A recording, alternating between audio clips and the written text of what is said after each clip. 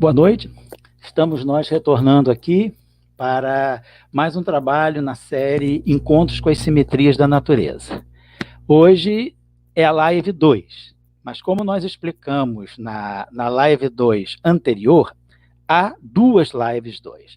A live 2 na versão acadêmica, vamos dizer assim, que é a versão mais profissional para o estudante de física, para quem já tem uma iniciação à física, e a live 2 na versão cidadã, na versão popularizada, que é basicamente tratar dos mesmos conteúdos, mas sem exibir as referências bibliográficas dos artigos científicos publicados, sem os detalhes mais técnicos da área, não falando de equações propriamente, mas os detalhes técnicos no sentido de citar os resultados, comentar os artigos. Então, hoje, essa live 2 é uma live vamos dizer, é a versão popularizada da live anterior, que também é a live 2 desse ciclo, né? O nosso ciclo é Encontros com as Simetrias da Natureza. Então, a live 1 foi Simetrias, a harmonia das diversidades na natureza, que foi única porque eu procurei usar uma linguagem que abrangesse os iniciados e os não iniciados. A live 2, que na versão acadêmica se chamou O Encontro das Simetrias com a Mecânica Quântica, já foi mais direcionada para o público que já tem uma iniciação à física. Estudantes mesmo, né, de graduação, estudante de ensino médio e, eventualmente, algum estudante de pós-graduação que queira acompanhar, ver melhor a consolidação do conceito de simetrias na física do século XX. Nós vamos continuar, vamos ter a live 3 e a live 4. Também a live 3 e a live 4 nas versões acadêmica e cidadã. Hoje, então, a live 2, versão cidadã, nós estamos chamando de As Simetrias e a Unidade do Mundo Quântico. Então, vamos falar da unidade e vamos falar um pouco do mundo quântico. E nós vamos estar trabalhando num período, né? Da mesma forma que a live acadêmica trabalhou o período 1915, que é quando se inicia a teoria da relatividade geral, até 1939, que é o imediato pré-guerra, que é quando a física reconstitui todo o avanço da mecânica quântica ao longo da década de 20 e 30, e faz um balanço geral numa conferência muito importante que aconteceu em Varsóvia, chamada Novas Teorias da Física. Essa conferência, de uma certa maneira, ela organizou, sistematizou todo o conhecimento que vinha sendo acumulado nas décadas de 20 e 30, com os conceitos de simetria e com o advento da mecânica quântica e uma extensão da mecânica quântica, da qual nós vamos falar hoje, que se chama Teoria dos Campos Quânticos, ou como nós na física chamamos a teoria quântica de campos. Então, nós vamos estar trabalhando nesse período 1915, 1939. Nas lives sucessivas, vamos trabalhar as décadas de 40, 50, depois, bom, eu diria década de 40, 50, meado da década de 60, na próxima live. Depois, meado de 60, meados de 70, e depois dos meados de 70 para a atualidade. Então, eu acredito que com essas 4 lives a gente consiga ter um panorama geral, né, da discussão das simetrias na física do século XX, na física do século XXI. Bom, então, começando a nossa live 2, que é as simetrias e a unidade do mundo quântico, situando o período 1915-1939. Só para iniciar, deixa eu relembrar uma discussão da simetria que é atualíssima, que qualquer pessoa de hoje identificaria como sendo de um físico da nossa geração. Mas não, essa citação é de 360 a.C. Uma citação de Platão, no seu livro, onde ele dá a palavra a Timeus. E Timeus, no livro, ele faz um relato, né, muito interessante sobre o que eles já concebiam como simetria, que, aliás, eles chamavam sumetria, mas é a simetria. E nesse relato, né, o Timeus tem uma frase que eu gosto de extrair, que é muito significativa, porque é uma frase que não é datada. Ela não é, ela é atemporal. Ela foi dita, por exemplo, foi escrita, né, no século IV antes de Cristo, mas é uma frase que passou por Einstein, por Dirac, por Wigner, por todos os grandes nomes da física, ligada às simetrias e ao mundo quântico no século XX e no século XXI. Essa frase, estou traduzindo aqui com as minhas palavras, colocando com as minhas palavras, Timeus diz a seguinte coisa: o mais belo papel da simetria, que seria a simetria, é conferir unidade através da harmonização das diferenças, ou seja, das diversidades. Isso, então, essa harmonização das diferenças promovida pela simetria possibilita a unificação da maneira mais bela possível. Então a gente vê que a palavra bela, belo, aparece 2 vezes nessa frase. O mais belo papel da simetria e depois produz a unificação da mais bela maneira possível. Então a simetria estava intrinsecamente ligada à beleza, à regularidade, à proporcionalidade e à unidade. Os estoicos, né, a escola estoica, que é da mesma época, né, também do século IV a.C., eles, na sua discussão, colocavam em destaque também a questão da beleza, a questão da simetria, que eles chamavam de simetria. Aliás, tem um livro está escrito em inglês, eu não tenho a versão dele, quer dizer, eu não conheço a versão dele em português, não sei se foi traduzido, mas que é da simetria à simetria, quer dizer, da simetria até a simetria. É a grande revolução desse conceito científico. Então, esse livro em inglês é excelente, é um livro fantástico, né? Pode ser encontrado na Amazon, e ele fala de todo o desenvolvimento científico do conceito de simetria. O aspecto filosófico, o aspecto mais das ciências exatas também, é um livro excelente. Então, esse conceito de simetria é um conceito que, então, é antigo, é tão antigo quanto os pensadores gregos, Platão, né? O professor de Platão, lá o Sócrates, depois o discípulo de Platão, o Aristóteles, né? Então, sempre a busca da simetria, porque os gregos, eles amavam muito a geometria, né? Então, a harmonia dos traçados, a harmonia, as proporções. Então, essa regularidade, essa beleza era a simetria, e o que é importante, reconhecer na simetria o grande papel na unidade, na busca de uma unidade, apesar de todas as diferenças, e na física. Isso tem sido fundamental ao longo desse século XX, desse século XXI que se está iniciando, para se tentar construir uma teoria unificada dos campos de força da natureza. E o que é fundamental para a física buscar a unificação é o conceito de simetria. Então, nós estamos falando de algo muito atual, mas de uma forma que é tão atual quanto foi na Grécia Antiga. A diferença é que nós agora temos muito mais recursos matemáticos, né?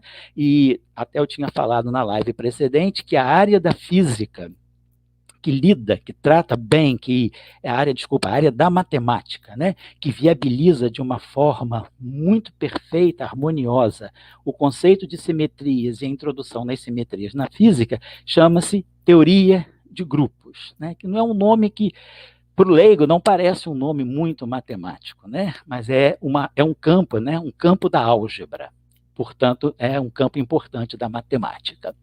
Bom, então, a simetria vem lá dos gregos. Ela passou ao longo dos séculos sempre ligada ao aspecto geométrico, a simetria muito ligada às formas, ligada a coisas concretas, a figuras geométricas. Depois, ao longo do século XIX, né, quando começou a se dar mais espaço para se estudar cristais, então toda a cristalografia, descrição dos cristais, feita usando argumentos de simetria. Então a simetria estava muito ligada a objetos concretos, a figuras geométricas, a formas geométricas, a cristais, vamos dizer, objetos do mundo real. O que é o grande passo no século XX é é a passagem da simetria, digamos assim, do mundo das formas concretas para as formas abstratas. E é como a física articula o conceito de simetria. A simetria é algo que está ligado a conceitos abstratos, a objetos que nós não tocamos, mas que nós definimos matematicamente. E esses objetos são fundamentais para a nossa compreensão de vários fenômenos da natureza.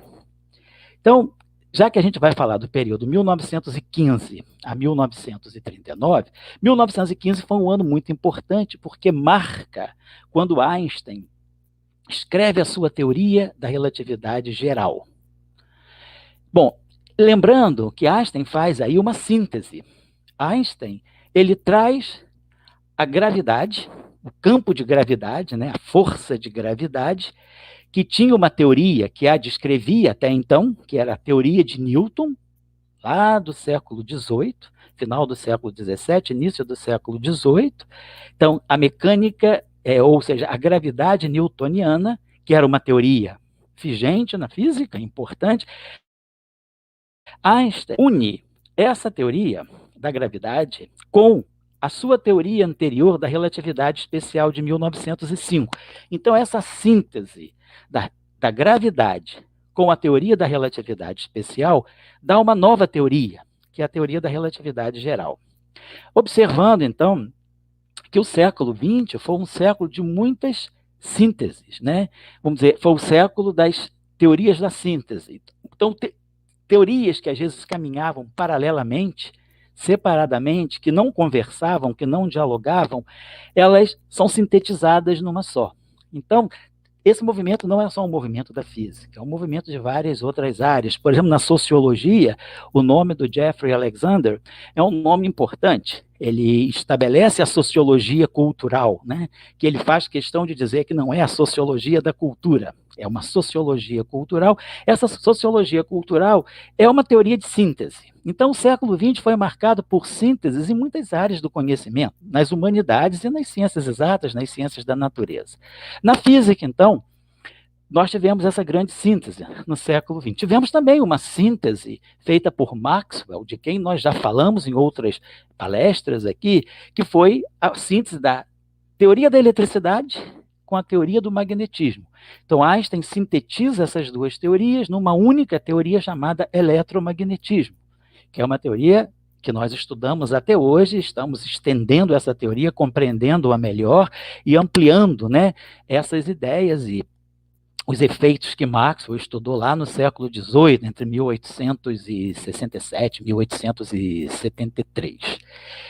Depois, então, vamos colocar 1915, teoria da relatividade geral, que é uma teoria de síntese.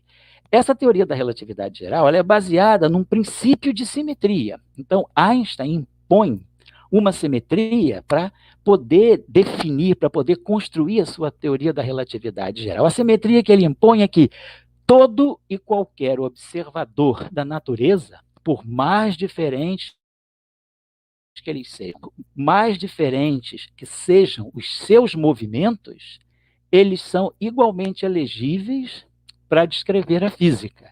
Então, a diversidade dos observadores não importa. Todos estão, vamos dizer assim, unificados para descrever a física. Todos estão habilitados para descrever a física. Por isso que ela chama teoria geral, né? Teoria da relatividade geral. Geral no sentido de qualquer tipo de observador. Então, a harmonia está nisso. Você construir uma teoria que seja abordável por qualquer tipo de observador na natureza. Então, é um princípio de simetria ligado a quem observa a natureza, a quem faz as medidas, quem mede os fenômenos da natureza. Mas, vamos colocar que nesse período, 1915 e 1919, tem uma escola importantíssima, uma escola de pensamento, uma escola de matemática, uma escola de física e uma escola de outras áreas do conhecimento na Alemanha, que é na Universidade de Göttingen. Então, a escola de Göttingen tem vários nomes importantes. Mas desses nomes importantes surge uma discípula chamada Amalie Emneder. Nós nos referimos em física a ela como sendo Emneder, né? A senhorita Neder, né? Fräulein Neder, como Einstein a chamava.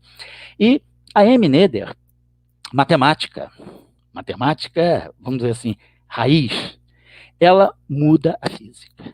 Isso é muito interessante. Eu não tenho lugar de fala, porque acho que é importante falar sobre a M. Noether, sobre o que a M. Noether fez, o seu papel em física. É muito, muito bom que seja falado por uma nossa colega física, né? Nós temos várias físicas brasileiras, mulheres físicas extremamente competentes e cientes, né, do seu papel como mulheres na ciência. Então, seria muito interessante. Há palestras feitas por mulheres, né, sobre a M. Noether.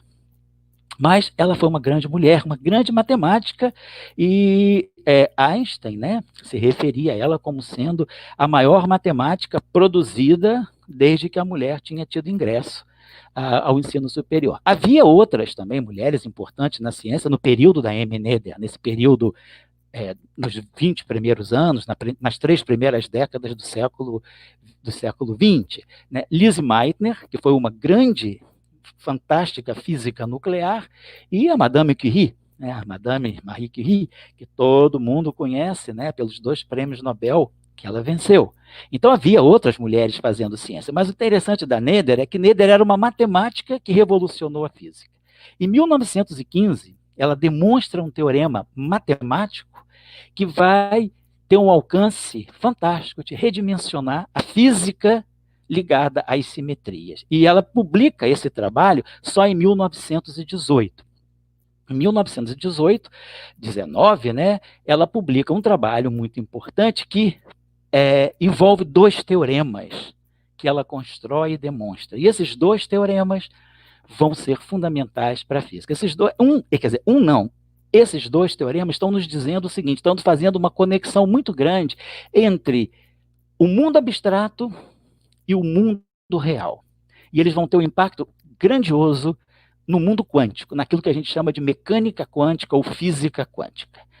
A M. Noether demonstra um teorema, ou seja, demonstra 2 teoremas que estão dizendo simplesmente o seguinte: agora eu não estou mais falando de simetria de objetos concretos, de um cristal que eu pego e vou estudar a regularidade desse cristal, ou de uma figura geométrica, ou de uma obra artística que eu represento, né, por uma escultura, por uma pintura. Ela vai pegar um objeto abstrato matemático. Em matemática isso tem um nome, chama-se um funcional. Mas para o leigo não importa, ela vai construir uma grandeza matemática que só tem sentido, vamos dizer assim, no papel. Uma grandeza que existe no papel, que o matemático pode definir e que o físico também define no papel, chamada funcional, e que nós em física usamos como funcional um objeto que nós chamamos de ação. Então, essa ação está ligada à energia.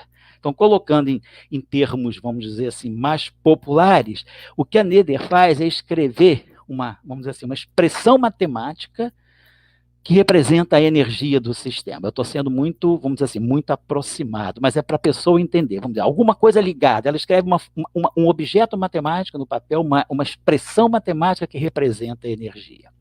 E ela mostra que se esse objeto tiver simetrias, ou seja, se nós pudermos fazer transformações nos objetos dessa fórmula matemática.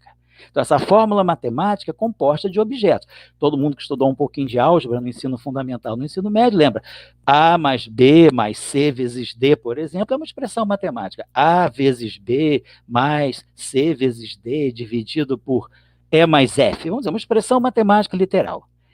Eu posso fazer mudança nos elementos dessa expressão matemática, no A, no B, no C, no D, no E, nas grandezas representadas por esses símbolos. Se eu fizer transformações nesses objetos, mudar esses objetos, mas o resultado final não mudar, eu digo que eu tenho uma simetria. Muito bem, abstrato, mexeu-se nas partes, mas não modificou-se o todo. Muito bem.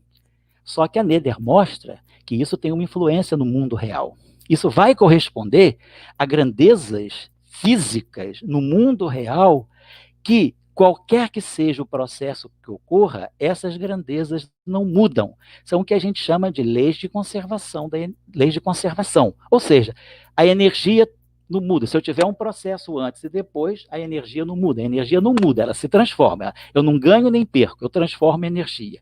Então, são as chamadas leis de conservação que a física tanto preza. Aconteça o que acontecer no mundo, essas grandezas têm um valor que não mudam. As partes podem mudar, mas o valor total não. Então a Neder faz uma conexão entre algo que é puramente abstrato, que é puramente matemático, e objetos do nosso mundo real.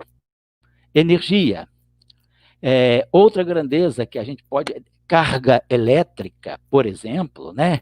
Outra grandeza que nós chamamos de quantidade de movimento. Então existem grandezas físicas que nós medimos, vamos ao laboratório, medimos, fazemos experimentos, e essas grandezas são sujeitas a essas leis de conservação.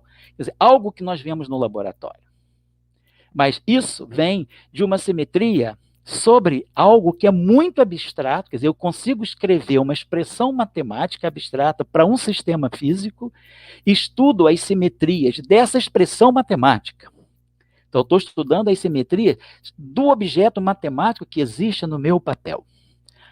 E as simetrias desse objeto matemático vão me revelar a existência de leis físicas que você vai para o laboratório, pega um detetor, pega um acelerador de partículas e verifica que essas leis acontecem na natureza. Então, só isso fez a senhorita Neder. Ela impactou a física. E por que eu estou colocando a data? Porque a mecânica quântica está nascendo. A mecânica quântica está embrionária a partir de 1900. Nós estamos em 1918, fim da Segunda Guerra, da Primeira Guerra Mundial. E nós estamos entrando nos anos 20, que é quando vai se estabelecer a mecânica quântica. E aí, o encontro das simetrias, desse conceito de simetria, que nos leva a fazer previsões sob medidas que nós fazemos no mundo real, esse conceito se encontra com a mecânica quântica que está nascendo. Então, a mecânica quântica, ela tem vamos dizer assim, um ingrediente fundamental em 1924, que é o chamado princípio da dualidade, matéria-radiação, ou o que a gente chama onda-partícula, de Louis de Broglie, que era um físico, né, francês, e que ganhou o prêmio Nobel por conta dessa sua ideia super abstrata, interessante, dizendo que a matéria se comporta como radiação, e a radiação também pode se comportar como matéria. Há uma dualidade, nada é só matéria, nada é só radiação, no mundo quântico, no mundo microscópico, no mundo atômico e no mundo subatômico.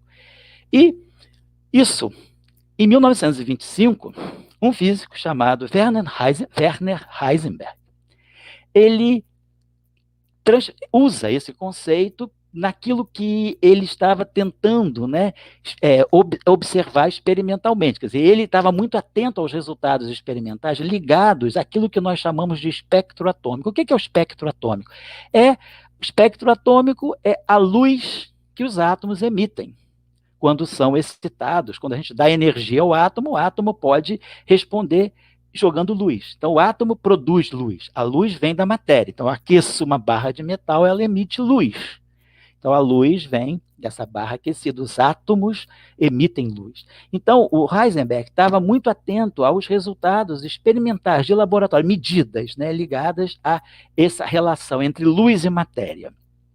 Por outro lado, um físico, Erwin Schrödinger, que era um físico austríaco, estava ligado muito mais ao fato de tentar usar a ideia da dualidade de Broglie para construir uma teoria bonita. Aí entra o conceito de simetria. Isso é importante, porque a gente pode dizer, isso é uma coisa meramente filosófica. Bom, e que seja. Filosofia é muito importante. Filosofia é o maior laboratório de pensamento que nós temos. Então, Schrödinger vai na linha especulativa. Ele vai movido pela força da beleza e da estética. E ele diz, não, o trabalho de Heisenberg é correto, mas ele é um trabalho sem estética, é um trabalho que está muito moldado para representar os dados que são medidos. Então, é um trabalho muito diretamente ligado à medida. Ele fala, não, isso é uma coisa muito mais, deve ter uma teoria mais bonita por trás disso. Isso aí eu estou colocando porque às vezes é pouco dito nos livros. A gente pega a equação de Schrödinger, que é a equação fundamental da mecânica quântica, estuda essa equação de Schrödinger de todos os jeitos, e às vezes a gente não está muito atento à forma como ele a construiu. O professor Paul Dirac, de quem eu vou falar daqui a pouco, já falei em outras situações, e um dos cursos que ele nos deu lá no período que eu fazia o doutorado na Itália, o professor Paul Dirac disse, olha, essa narrativa me foi feita pelo próprio Schrödinger, porque acabou que o Dirac, o Schrödinger e o Heisenberg receberam o prêmio Nobel juntos, em 1933. O prêmio Nobel de 32 não foi dado, então o Heisenberg recebeu o prêmio Nobel de 32 e Schrödinger e Dirac receberam o prêmio Nobel de 33, mas houve uma cerimônia única em 33. E o professor Dirac disse que a narrativa de Schrödinger era que ele dizia que acreditava na formulação de Heisenberg para essa nova mecânica que estava surgindo, que é a mecânica quântica, que é a física quântica, mas que Heisenberg chamava de mecânica matricial.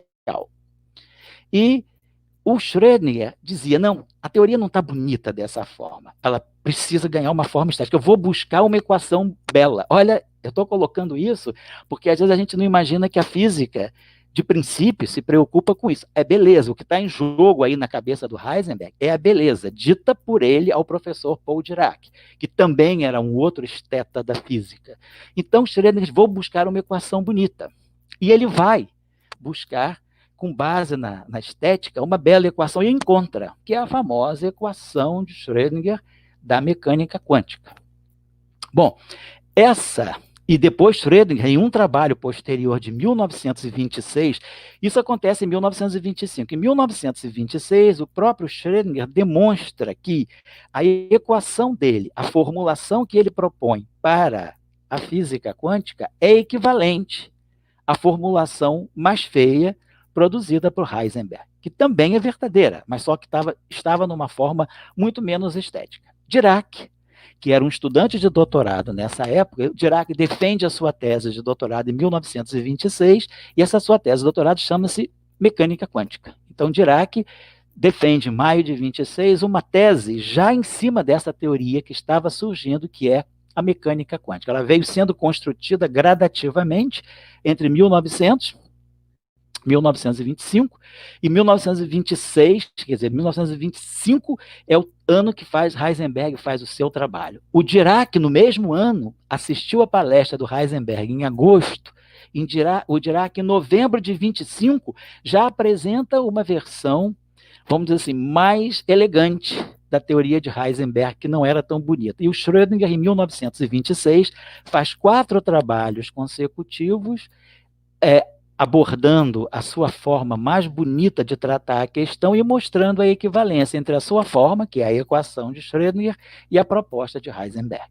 Então, 25, 26 é o ano que se consolida essa equação básica da mecânica quântica. E o Dirac vai nessa direção. O Dirac era uma pessoa que sempre prezou muito o aspecto filosófico, inclusive tem um livro que vale a pena, talvez, se procurar na internet, é um livro de um italiano, também não sei se está traduzido em português, mas se chama A Beleza como Método, ou o Método da Beleza, né?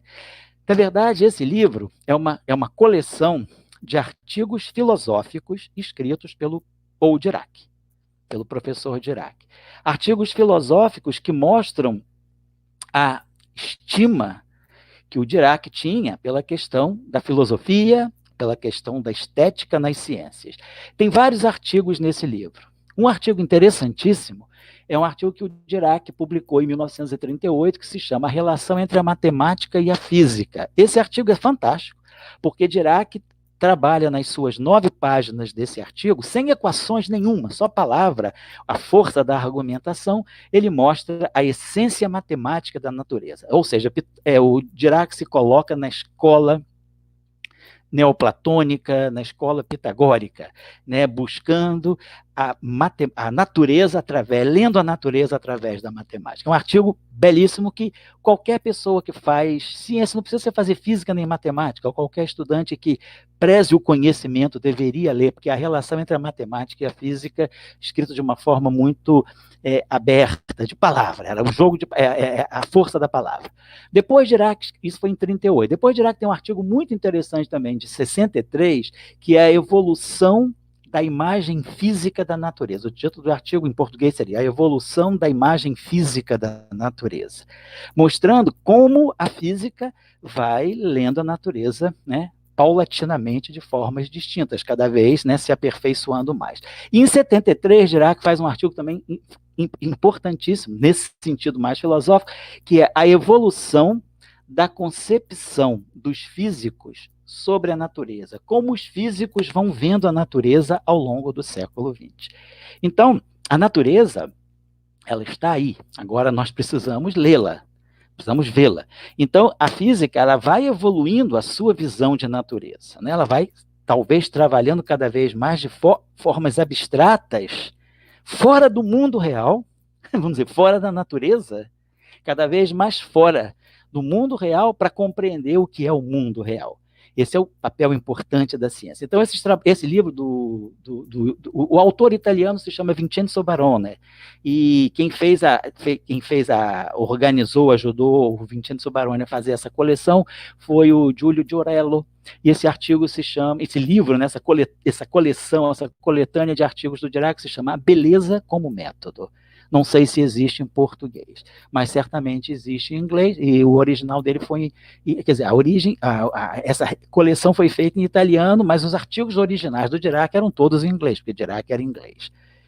Então, essa mecânica quântica que surge no século, né, que surge no primeiro quarto, né, do século XX, a mecânica quântica está muito interessada em estudar os sistemas microscópicos, por isso que ela se chama quântica, ela está estudando o submundo atômico, o mundo subatômico, não o submundo, o mundo subatômico, o átomo, os constituintes do átomo, os elétrons, os prótons e os nêutrons no núcleo, os núcleos, depois dentro dos prótons e dos nêutrons, os quarks.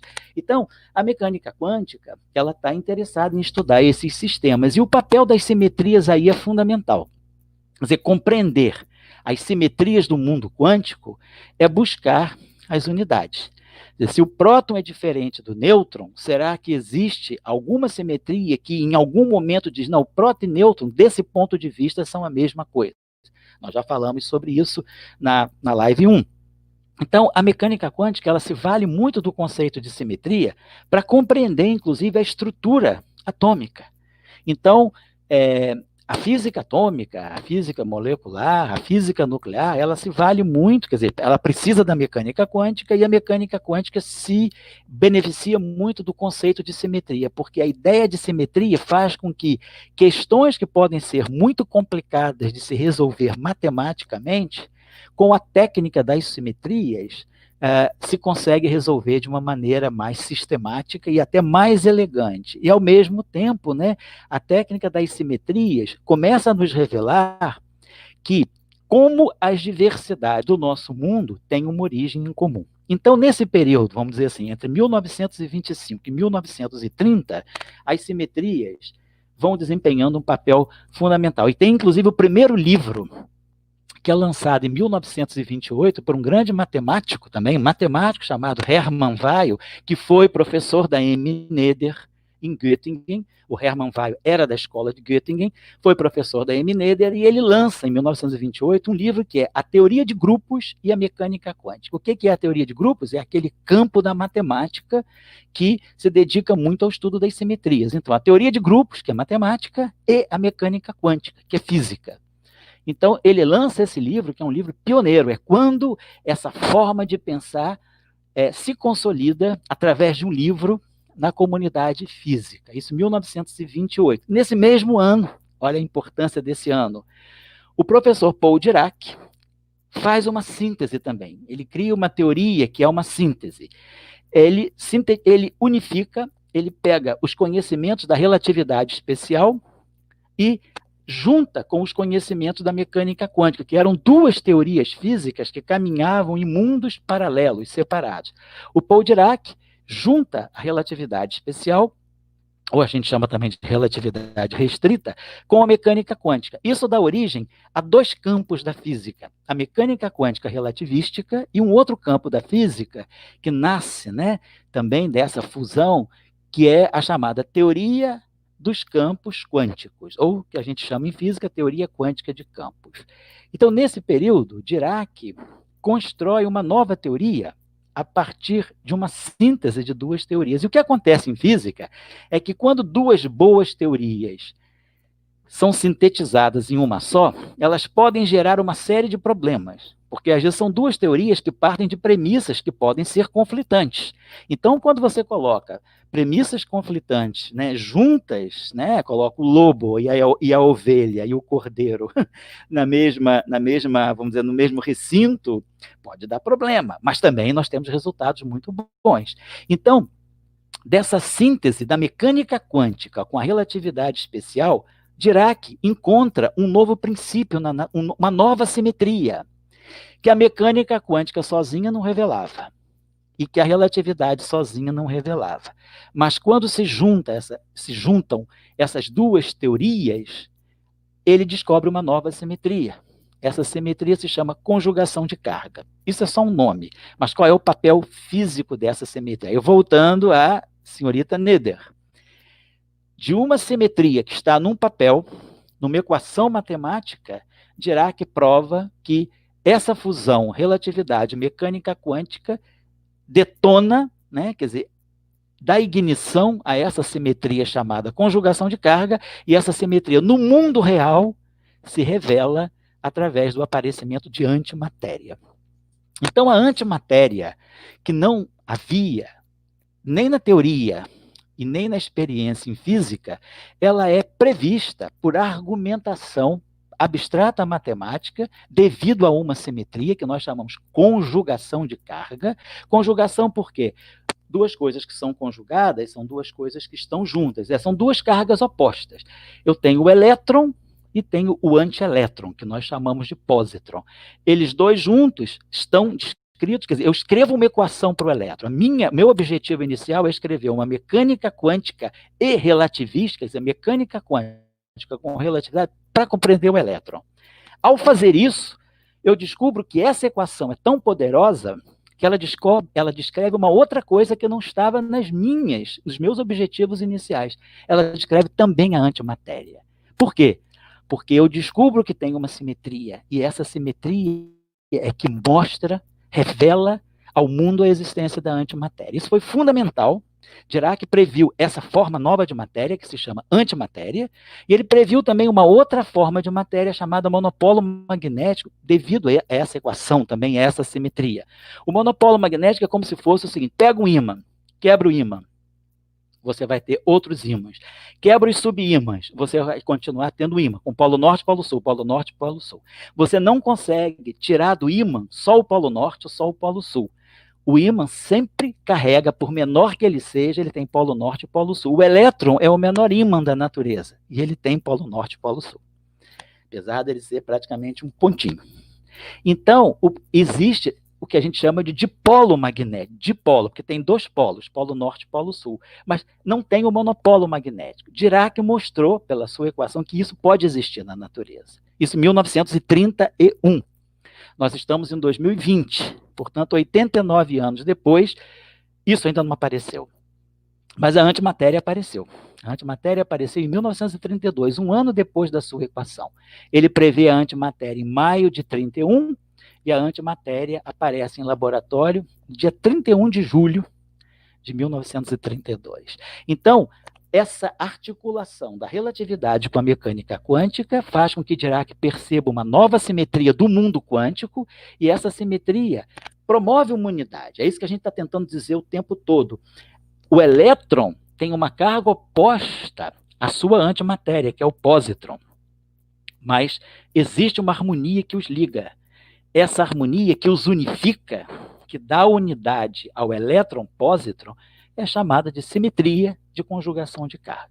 Então, estamos colocando algo que os gregos falavam lá em 360, no século IV a.C., né? Que A simetria, ela promove a harmonia da diversidade. Diversidade, elétron, pósitron, matéria, antimatéria. Mas que essa simetria, ao promover, ao tentar compreender essa diversidade, ela harmoniza essa diversidade e consegue unificar essa diversidade num objeto só. E em física, né, nisso que a gente chama de teoria dos campos quânticos, ou teoria quântica de campos, nós temos um campo único que descreve elétron e pósitron. Eu não preciso de um campo para o elétron e outro campo para o pósitron. Eu tenho o campo único elétron-pósitron, graças a essa simetria. Então, essa foi uma síntese muito importante e que essas sínteses vão trazendo simetrias. E o mundo quântico, ele se articula em simetrias, ou seja, em simetrias que vão revelar uma unidade. Quer dizer, as diferenças, elas são compreendidas a partir de um único objeto. A partir de uma única situação, eu posso gerar situações que são diferentes, mas que são simétricas. Então, pela simetria, eu consigo passar de um objeto que eu posso encontrar, de repente eu encontro na natureza um objeto. E aí, por simetrias, eu vou desse objeto para outros objetos que eu ainda não encontrei, mas que eu posso prever. E aí, os experimentos futuros dirão se esses objetos vão aparecer ou não. Se aparecerem, essa é uma boa simetria. Então, o físico, né, quer dizer, o mundo quântico, ele se articula completamente em termos de simetrias. O objeto mais fundamental do mundo quântico é a compreensão das suas simetrias. As simetrias na física atômica, a simetria na física de materiais, a simetria na física de partículas, e também, nesse período, né, pré-Segunda Guerra Mundial, década de 30, essa chamada teoria quântica de campos, que Dirac institui em seus trabalhos de 1927 e 1928, ela se junta com a física das partículas que estava nascendo, o elétron, o próton, o fóton, o nêutron, o pósitron e outras partículas, e cria aquilo que nós vamos encontrar, sobre o qual nós vamos falar na década de 70, que é o chamado modelo padrão da física de partículas. Nós tivemos uma live sobre ele falando o cidadão, o elétron, o fóton e o modelo padrão. Então, tudo isso vem da simetria.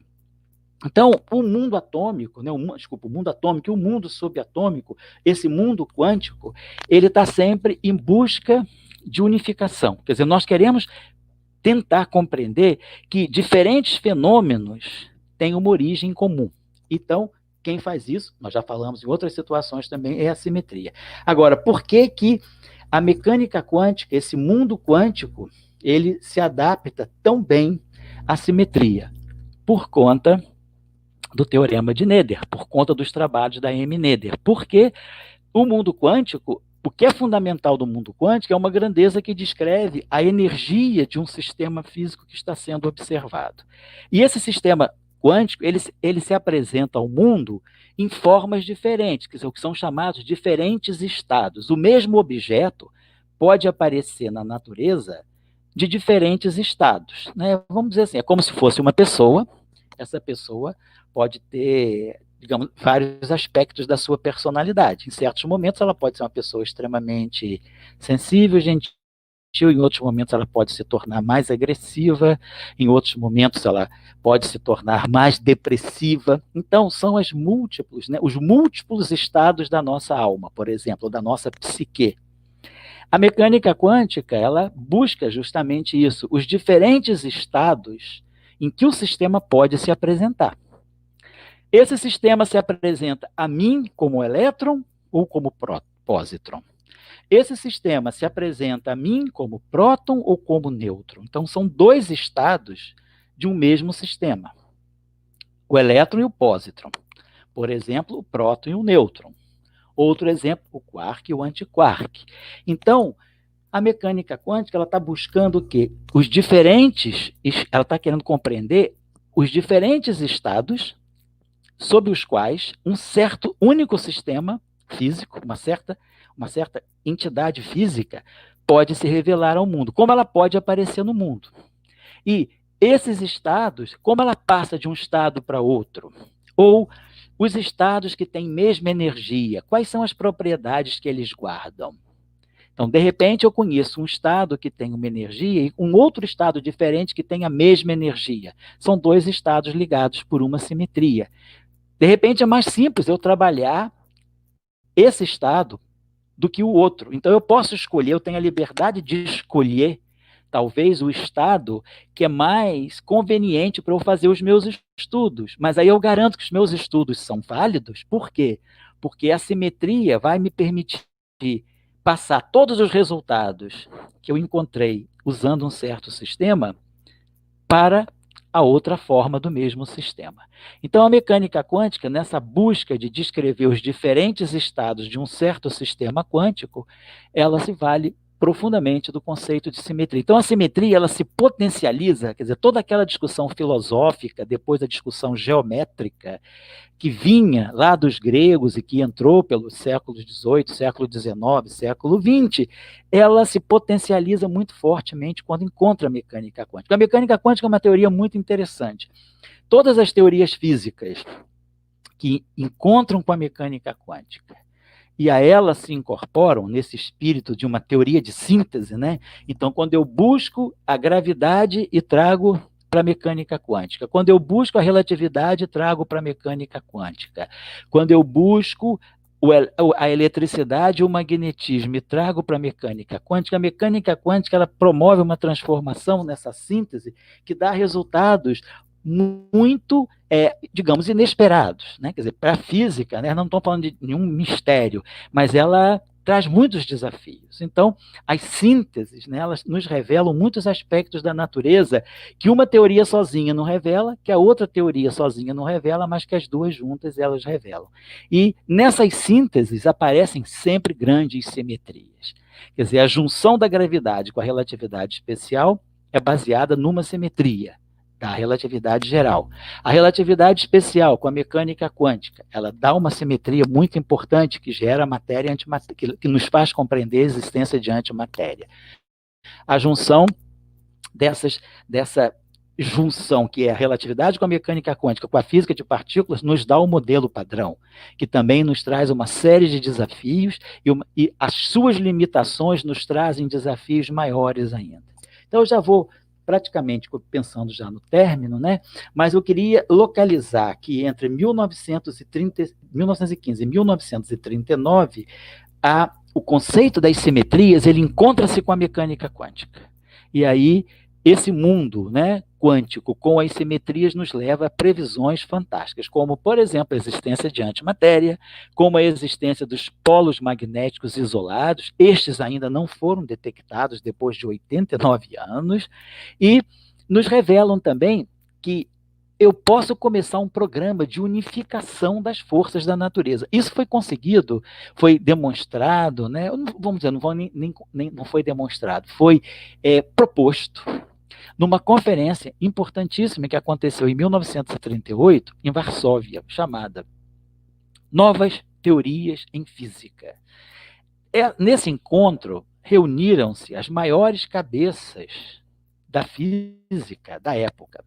Os grandes nomes da física se reuniram justamente porque eles sabiam que estavam à beira de um conflito mundial, de um conflito, sobretudo na Europa, que isso ia desarticular um pouco o trabalho de pesquisa. Então, eles se reuniram para colocar todo o conhecimento adquirido ao longo das décadas de 20 e 30, nessa ligação da mecânica quântica com a teoria da relatividade, com as simetrias, para colocar tudo isso em ordem, debater com os próprios criadores, né, dessas teorias e dessas ideias. Então, nessa teoria, nesse encontro chamado Novas Teorias em Física, um físico, Oscar Klein, ele apresenta um trabalho muito importante em que ele tenta, com os conhecimentos da época e com a matemática disponível na época, mostrar que todas as forças da natureza, a força de gravidade, a força eletromagnética, a força nuclear forte e a força nuclear fraca, das quais nós já falamos na live anterior, em outras lives também, elas têm uma origem comum. E aí ele busca um princípio de simetria, através de uma simetria, ele consegue compreender que essas forças devem todas se originar de uma força comum. Ele tenta produzir, então, aquilo que se chama uma teoria para tudo, né? Uma teoria de tudo, uma unificação completa. E para isso ele precisa extrapolar mais ainda, ele vai para uma quinta dimensão. Quer dizer, Einstein nos trouxe a noção de uma quarta dimensão. Quer dizer, nós temos 3 dimensões de espaço. Nós temos, vamos dizer assim, o comprimento, a largura e a altura, né? Nós estamos numa sala, então nós temos o comprimento, a largura e a altura. Tem as 3 dimensões de espaço. Einstein introduziu um novo mundo em que o tempo está junto com o espaço, né? Vamos dizer assim, aquilo que descreve o tempo não está separado do espaço. O relógio não está separado da régua. Ele consegue um mundo unificado onde relógio e régua fazem parte de uma medida, de um sistema de medida único, que é o chamado espaço-tempo, né? Isso é um conceito que vem da simetria, essa chamada simetria espaço-temporal, que é a base da teoria da relatividade especial de 1905 e que vai ser incorporada com a gravidade em 1915 para formar a teoria da relatividade geral. Então, nós estamos acostumados a mudar de dimensão. A física, né? E esse conceito de simetrias, ele nos vai fazer perceber também que existem novas dimensões no universo, né? Que não são só as dimensões que nós vemos e tocamos, o tempo e o espaço. Podem existir novas dimensões. E as simetrias colocam isso, e o Oscar Klein, nesse trabalho dele de 1938, ele apresenta na verdade, isso já vinha de antes, de 1919, depois ele com um físico chamado Kaluza, depois ele se associa a esse físico, né, na década de 20, e aí nós chamamos isso até em física de teorias de Kaluza-Klein, que são as teorias com mais dimensões.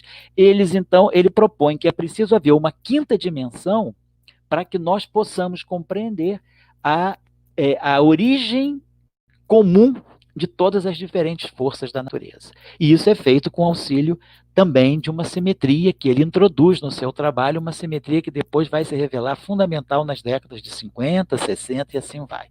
Quer dizer, uma simetria matemática, uma estrutura matemática que vai estar por trás do programa de unificação da física. Então, é sempre a ideia lá dos estoicos, a ideia lá de Platão, que é a unificação como sendo uma possibilidade de nós atingirmos a partir das simetrias. Quer dizer, a simetria propiciando a compreensão e a unidade do universo. Quer dizer, universo, um único universo, essa unidade sendo um resultado de alguma simetria fundamental que existe na natureza. Então, nesse mundo quântico, né, os grandes resultados da simetria foram a previsão de antimatéria, a previsão de novas formas de matéria, que depois foram descobertas ao longo da década de 40 e da década de 50, né? Em 1934 e 1935, 2 físicos, um russo, Igor Tamm, e um japonês, Hideki Yukawa, eles, a partir da simetria próton-nêutron, proposta em 1932 pelo famoso Heisenberg, o Heisenberg da mecânica matricial, de quem nós falamos, eles preveem a existência de 3 outras formas de matéria subnuclear, que são os chamados mesons pi, que eram partículas meramente hipotéticas na época. Eles chamaram de mesotrons, né, que depois hoje nós conhecemos como os mesons pi. E isso foi previsto em 34 e 35. Só 14 anos depois, em 1948, um físico brasileiro, inclusive, que é o professor César Lattes, estava envolvido no grupo que descobriu na natureza os mesons pi. Em 1949, o professor César Lattes, né, no acelerador de Berkeley, na Universidade da Califórnia, ele produz, através do ciclotron, ele produz mesons pi em laboratório. Então, é a simetria realizada agora no mundo real. Então, a década de 30, ela foi prevendo. Wolfgang Pauli, em 1930, ele faz a previsão dos neutrinos, também para fortificar, com base numa lei de conservação proveniente de um princípio de simetria. Então, de novo, é a Miss Snyder, né? A Miss Snyder falando, simetrias do mundo abstrato têm uma existência real em termos de leis de conservação. Conservação da energia, por exemplo. Conservação da carga elétrica. Então, isso tudo foi levantado. Wolfgang Pauli faz a previsão de existência dos neutrinos em 1930, e esses neutrinos só vão ser detectados a partir de 56, 26 anos depois. Então, o encontro das simetrias nesse mundo quântico, no fundo, é a busca da unidade. Quer dizer, nós queremos compreender a diversidade do mundo quântico a partir da unidade que a simetria confere a esse mundo. Elétron, positron. têm uma unidade, apesar de serem objetos opostos. Próton e nêutron são diferentes, mas têm uma unidade através de uma simetria. Mesons, π, π+, π0 e π-. São 3 objetos distintos, mas têm uma unidade através de uma simetria. Neutrinos e elétrons têm uma unidade, apesar de serem muito diferentes, nós vamos descobrir que tem uma unidade entre eles através de uma simetria, sobre a qual nós vamos falar quando estivermos falando da década de 50, 60. Então, eu estou terminando a live de hoje, que seria, vamos dizer assim, a forma popularizada, cidadã da live que eu fiz ontem, que é a live acadêmica, né? A live acadêmica nós chamamos o encontro das simetrias com a mecânica quântica. E analisamos o período 1915-1939. A live de hoje, que é a live cidadã, se chama As Simetrias e a Unidade no Mundo Quântico. E é uma live também que incorpora o período 1915 e 1939, mas tentando trazer de uma forma menos técnica, né, para o público que quiser compreender, que deseja compreender o impacto, né, desse conceito de simetrias como um conceito tão abstrato, né, que é tanto abstrato que foi proposto por uma matemática, né, quer dizer, a ideia desse conceito vir para a física veio de uma matemática. O conceito de simetria já vinha de antes, mas foi a M. Noether que conseguiu fazer a ponte grandiosa da relação entre simetrias, abstração e mundo real.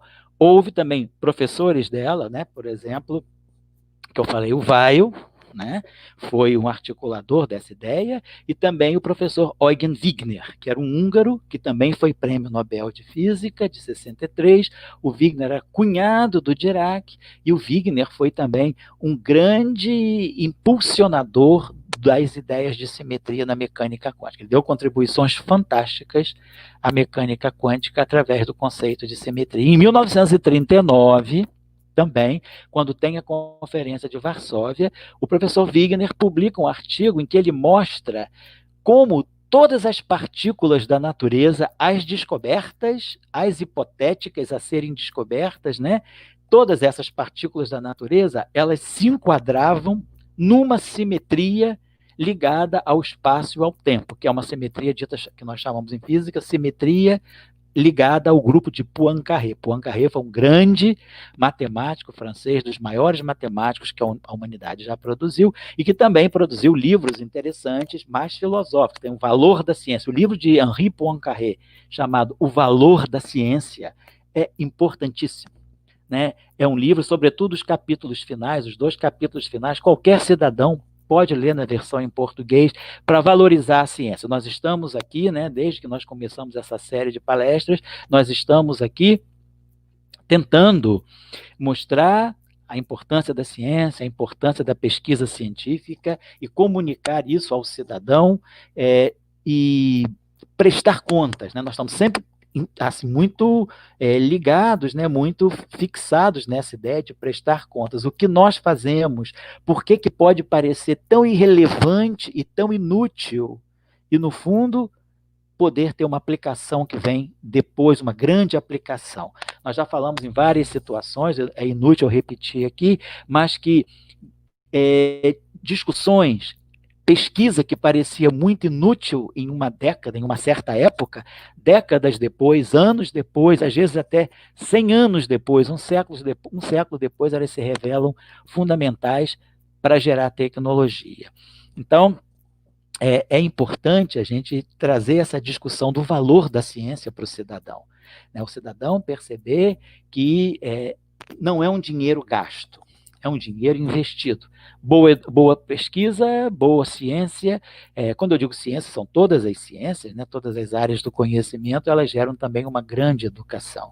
Então, quem puder ter acesso a esse livro do Henri Poincaré, chamado O Valor da Ciência, os 3 primeiros capítulos são devotados à física e à matemática, são mais, digamos, para esse público. Mas os capítulos 4 e 5, ele fala do valor da ciência em todos os sentidos, no sentido mais amplo, falando, inclusive, claro, das ciências humanas, da filosofia, das ciências sociais. E foi um dos maiores matemáticos que a humanidade já produziu. E nós estamos falando nessa live de hoje, né, desses nomes da física. M. Noether, Hermann Weyl, Werner Heisenberg, Erwin Schrödinger, Paul Dirac. Depois nós falamos, ainda não citei, mas citei muito brevemente Wolfgang Pauli, Hideki Yukawa, Igor Tamm e Oscar Klein, Einstein, falei quantas vezes de Einstein, Lise Meitner, Madame Curie, todos nomes importantíssimos e todos preocupados com essas questões fundamentais que na época deles eram questões de pouca aplicação, mas de muito significado para o mundo científico, para a ciência. Então, as simetrias, elas vêm na mecânica quântica e esse embate, né, que gera essa fusão das simetrias com a mecânica quântica, abre o mundo para muitas previsões que vão se tornar descobertas nas décadas sucessivas. Década de 40, década de 50, década de 60, década de 70, década de 80 e nos anos 2000, né? Talvez a última grande previsão das simetrias que nós tenhamos encontrado foi o bóson de Higgs, né, cuja descoberta foi comunicada ao mundo, né, oficialmente no dia 4 de julho de 2012. Mas outras descobertas vieram também dessas fusões, né, quando se fez a síntese da gravidade com a relatividade. Einstein criou a teoria da relatividade geral. Dessa síntese, baseada num princípio de simetria de Einstein, ela gerou buracos negros e ondas de gravidade que foram detectadas agora em 2016, 100 anos depois. Uma previsão que levou 100 anos para ser verificada. Então, a força da simetria está nisso. Ela faz previsão, ou faz previsões que podem ter mais de um século de antecipação. E isso é o valor da ciência. O que a ciência tenta fazer é sempre olhar para frente, quer dizer, usar o passado como experiência, que a ciência é cumulativa, mas ela tenta fazer uma projeção de futuro, saber o que será o mundo daqui a 1 bilhão de anos. Haverá vida? Que vida será essa? Quais serão as condições? É isso que a ciência tenta fazer, previsões, né? Então, não vamos esperar a pandemia chegar para descobrir a vacina. Vamos fazer pesquisa? E a pesquisa já está pronta quando o problema aparece, né? Então, não podemos interromper o ciclo da pesquisa em nome de economia, em nome de mercado, né? Pesquisa gera mercado. Qual é o preço da mecânica quântica? A nossa tecnologia hoje, ela está toda baseada no mundo eletromagnético, na equação de Faraday, nas equações de Maxwell, na mecânica quântica. Quanto custa a mecânica quântica? Quanto custa o eletromagnetismo? Soma todos os bens tecnológicos baseados na mecânica quântica, no eletromagnetismo e na relatividade também. GPS, por exemplo, está baseado na relatividade. Somam-se todas essas tecnologias que estão, né, que foram geradas por teorias, e pergunto, qual é o preço das teorias, né? A gente usa essas teorias indiscriminadamente. Então, a gente usa sem pagar nada, né? A gente paga a quem faz a tecnologia, né? Mas eu não acredito que a família do professor Dirac ou a família os descendentes longínquos do professor Maxwell estejam recebendo dinheiro por conta do uso da onda eletromagnética nas nossas casas, na televisão, nas comunicações por satélite, nos lasers, né? Então, esse que é o valor da ciência, né? É esse bem da humanidade que nós temos que preservar e que nós, como cidadãos, pesquisadores que somos, mas antes de tudo, cidadãos, somos sim cidadãos, contrariamente ao que se disse há pouco tempo atrás aqui na rua, no Rio de Janeiro, iguais a você. Ninguém é melhor do que ninguém. Somos cidadãos, sim, cidadãos da ciência, iguais a todos os outros cidadãos, mas tentando trabalhar pelo valor da ciência, defender a ciência. Não podemos deixar a ciência ser desqualificada, a ciência ser substituída pela anticiência, pelo negacionismo, né? Houve cabeças, né, que se devotaram, vidas que foram devotadas à ciência e que não podem ser apagadas. Os resultados não vão ser apagados, né? É impossível lutar contra a verdade. que a ciência traz. Por mais relativa que seja essa verdade, mas a ciência é inegável, a força da ciência é inegável. É isso que nós estamos tentando defender e é isso que nós estamos tentando comunicar com o nosso público, né? Trazer a nossa posição e a nossa prestação de contas. Nós fazemos isso, acreditamos no que fazemos e queremos compartilhar com o cidadão aquilo que nós fazemos. Então, na próxima live, vai ser a live 3 dessa série, né, de encontros com as simetrias da natureza. Nós vamos fazer a live acadêmica, a versão acadêmica e a versão cidadã. Sempre que a gente fizer a versão acadêmica, vai fazer a versão cidadã para que o cidadão não iniciado possa, pelo menos, perceber aquilo que está sendo a importância, né, vamos dizer assim, o contexto, compreender o contexto daquilo que está sendo dito, às vezes, numa forma mais codificada, que é a forma dos, vamos dizer, dos códigos científicos, né? Mas vamos decodificar essas informações para o público interessado. Então, nós estamos aqui para isso. Então, muito boa noite a todos. Eu agradeço ao Ageu, ao João Vitor, ao Sam, por mais uma noite aqui de compartilhamento, né, dessas ideias para podermos compartilhar com o nosso cidadão. São já o que 11h35, quase 11h40, acho que a gente gastou praticamente 1 hora aqui, então até a próxima live, se Deus quiser, nas duas versões, na versão acadêmica e na versão cidadã. Boa noite a todos, eu estou deixando o estúdio. Obrigado.